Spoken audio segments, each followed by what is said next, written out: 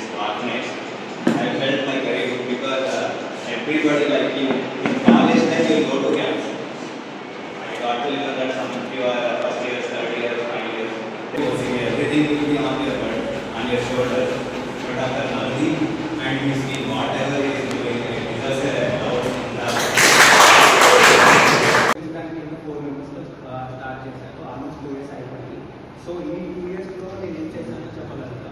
2 yearsలో ఒక 4 members నుంచి 4,000 pay చేయడం అంటే నాట్ జస్ట్ సింగిల్ మెంబర్ కాదు. అండ్ అసోసియేషన్లో ఉన్న వాళ్ళందరూ కూడా దీనికోసం చాలా స్ట్రగుల్ చేస్తున్నారు.